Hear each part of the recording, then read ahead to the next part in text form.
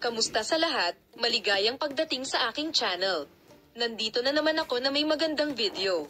Sina Engin Akyurek at Tagbabuyak Ustan ay kabilang sa mga sikat na aktor ng Turkish television world, gayon din sa listahan ng mga sikat na pangalan na kilala sa buong mundo.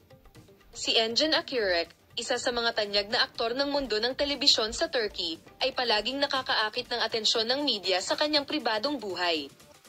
Gayunpaman, kamakailan lang ay may lumabas na tsismis sa media na ang malapit na bilog ng sikat na aktor, lalo na ang kanyang mga kapamilya, ang nagpipilit sa kanya na magpakasal.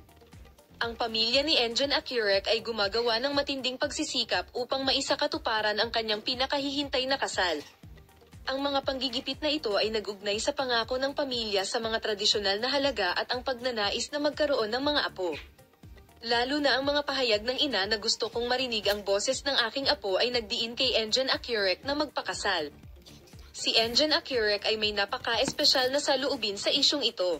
Ang aktres, na binigyang diin ang kanyang determinasyon na protektahan ang kanyang pribadong buhay sa bawat pagkakataon, ay mas piniling itago ang mga isyu tulad ng kasal. Gayunpaman, ang mga panggigipit na ito ay malawakang tinatalakay sa social media at sa tabloid press.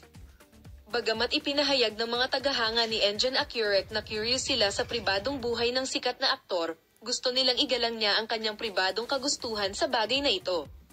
Hindi pa alam kung ang mga pressure at chismis na ito ay makakaapekto sa magiging relasyon ng sikat na aktor at desisyon sa pagpapakasal, o kung lalabanan niya ang mga panggigipit na ito at magtatakda ng sarili niyang landas. Parehong naghihintay ang mga tagahanga at ang publiko ng may matinding pag-usisa sa landas na susundin ni Engin Akyurek sa ilalim ng presyon ng kasal.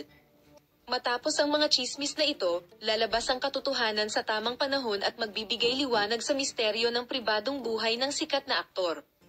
Salamat sa lahat sa panonood ng aking video. Paalam, makita ka sa mga bagong video.